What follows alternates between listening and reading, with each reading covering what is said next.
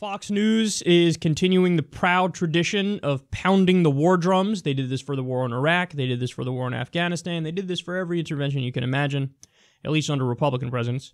And look at what Jesse Waters called for yesterday. I think the only legitimate option is an assassination attempt or a coup, but that possibility is probably the most difficult. So I think what President Trump needs to do is make sure the North Koreans, but as well South Korea, Japan, China, and Russia, believe that we are going to take preemptive action unless, and here's the unless. I think the unless has to be the intelligence agencies of Russia, South Korea, Japan, and China, and the United States. They need to start collaborating and get some spies in there and get an assassination network or cell in there and to take preemptive action that way. Because I think a decapitation strategy is the best strategy. And ultimately, this is a huge test for Donald Trump, because if he doesn't rally the Pacific partners like he did rally the Sunni nations in the Middle East, we could have in a year or so, I don't know how long it's going to take, but a missile that could potentially reach San Francisco, could reach Los Angeles. And this is why it's not a partisan issue. This is not Iraq. This is not just a regional threat. This is a threat to the homeland. So I think, you know, Republicans and Democrats need to rally around the leadership of the president and try to get the UN involved, but make sure this menace does not reach our shores. What the fuck is wrong with these people? What's wrong with these? How do you think that that's really a legitimate concern? Like, yeah, you know, look, we're going to have a missile, and it's going to be able to reach L.A. or San Francisco. Even if he were to have a missile that reaches L.A. or San Francisco, this is the same bullshit argument they used with Saddam Hussein. The assumption is, well, I mean, obviously he's going to look at that button and go, and just launch a fucking nuke on San Francisco or L.A. Okay, they are a backwards, crazy, authoritarian dictatorship, and the country is a hostage crisis. It's hell on earth. But he's a threat to his own people. The country is a gnat. They spend, what, 1% of what we spend on our military? They spend on their military? What are you concerned about? Again, same bullshit they did with Saddam Hussein. First it was, Saddam Hussein did 9/11. That was the first argument. Then when that became clear that it was utter bullshit, they moved the goalposts. Well, okay, first we said Saddam Hussein did 9/11, but okay, the reality is Saddam Hussein has weapons of mass destruction. First of all, the U.S. sold him a lot of fucking weapons. So I love that. Like, oh yeah, we sell you weapons. Then years later, we turn around and go, I can't believe you have weapons. What the fuck is that? That's so fucking weaselly on the world stage, the U.S. is. But they go, okay, he has WMDs. Which, by the way, he didn't actually have WMDs. But if he did, why is the default assumption of these idiots and the people who just chugging that military-industrial complex Kool-Aid are like, obviously he's going to launch it in like 8 minutes. What are we doing? Why are we sitting around? Attack! Attack, attack, attack. Or not. Or these are tiny-ass fucking countries that have... They're not a rich country. They don't have power. They don't have a gigantic military that's a threat to anybody in the modern world. But we're discussing them as if they're, like, equal in size and strength, and Kim Jong-un is just sitting there like, ooh, red button, I can't wait to press it.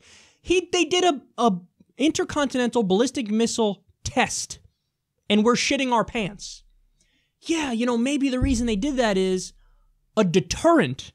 Because, I don't know, we listed them in the axis of evil, and at least one of the countries in the axis of evil, we toppled their government, killed at least 200,000 civilians in their country, and broke the region. So maybe they go, damn. And think about it. Gaddafi, what happened with Gaddafi? He gave up his weapons of mass destruction. He's like, here, I see what happened with Saddam, so here, take my weapons of mass destruction. And then what? Then he got toppled anyway. And the U.S. was part of the bombing that toppled him. So what incentive does Kim Jong-un, as much as he's despicable and grotesque and disgusting and he's all those things, every negative thing ever said about him, it's true, okay? But what incentive does he have now? Like, oh, come on, you better stop with those nuclear weapons over there. And we promise, if you promise not to build nuclear weapons, then you'll be totally safe, bro. Well, that's what happened with Gaddafi. He got rid of his WMDs, and then he was toppled. So there's no incentive for Kim Jong-un to say, here, take my... Again, a deterrent. He thinks, well, now I have this, and they can't fuck with me. So, as much of a menace as he is, he's a menace to his own people. But dipshits on Fox News are talking about, San Francisco and LA, they're in danger. And this isn't a partisan issue. Everybody should rally behind him. You're right, this isn't a partisan issue. It should be. Everybody agrees. Why the fuck would we get involved in another war? Jesse, we have 7 interventions going on right now. Maybe we need a new law that says 1 war at a time. 1 war at a time. We'd have to roll back. We're in 2 full-scale wars in Iraq and Afghanistan, and we have 7 interventions, not to mention the drone war, 800 military bases around the world. It costs $100 billion a year just to maintain those military bases. We have a shadow war going on in Africa that nobody knows about or talks about. Nobody talks about it. Nobody knows about it. A shadow war going on in Africa. At any given time, right now as I'm talking to you, right now as you're watching this, there are at least 100 special ops missions, U.S. Special Forces missions going on around the world. When you poll people around the world, which country is the #1 threat to world peace? They don't say Russia, they don't say North Korea, they don't say Pakistan, they don't say India. They say the United States of America. You want to know why? Because they can count. That's why. Oh, look at the countries invaded post-World War II. The U.S. blows everybody else away. Look at the civilian body count post-World War II. The U.S. blows everybody away. So, but these guys totally oblivious. I mean, just fundamentally incapable of turning the criticism inward and going, hey, what if we do offensive actions, we're the asshole? That used to be considered common sense. Like, oh, the asshole is the one who does the offensive attack. That's the asshole. By definition, they're the asshole. Because they're the ones who are doing the offensive act. They're not defending themselves. They're doing violence. And they're initiating. That used to be called you're the asshole. But now these guys are like, well, it's the right thing to do. We got to do offensive violence. We got to do a decapitation strike. Hey, dipshit, what the fuck do you think is going to happen? Let's say in Jesse Waters' world, Waters' world is actually the name of his old segment on the O'Reilly Factor. But let's say he's emperor, and that's exactly what they do. They do a successful decapitation strike in North Korea, an assassination attempt. Kim Jong-un is dead. Then what? This sounds a lot like, yeah, Saddam, we gotta topple Saddam, he's the worst. Okay, topple Saddam, then what? It was a fucking boondoggle. It was a clusterfuck. People were like, okay, what now? Well, let's have the Iraqi military just stay in power. No, we don't like them. Disband them. And then we'll have jobs for people. Okay, no, that didn't work out exactly as planned. And just war profiteering, further sectarianism happened. What do you think is going to happen in North Korea? Everybody who's been brainwashed over decades and decades about how their dear leader is a demigod, you go in there and kill the demigod, and what are they going to do? Going to come up and thank you? Going to kiss your feet? Going to greet you as liberators? One of the many lies that were told in Iraq? And then who takes over the country? What do you think, a fucking secular democracy is going to pop up like that? Oh, hey, look, everything's going great now. Isn't that wonderful?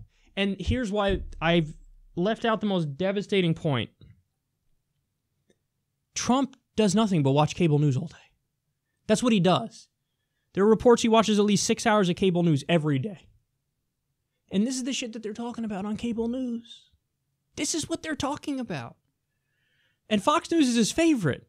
So if he's watching this, which he probably is, and everybody's prodding him, he wasn't the only one, by the way. There are other clips, other people on the network saying, yeah, let's go to war with North Korea. If he watches Fox News and it's wall-to-wall coverage of, yeah, let's go attack North Korea, that pushes him in that direction. That's what that does. He watches that, and he's not a smart guy. And he watches that, and he goes, oh, yeah, everybody wants me to do it. All my favorites want me to do it. What are we waiting for? Oh, call the generals in. That can happen. That can really happen. So be afraid. Be very afraid. Fox News hosts have tremendous influence on the direction our country goes. And this is the absolute worst direction, so we're all sitting here hoping for the best, but it doesn't look good.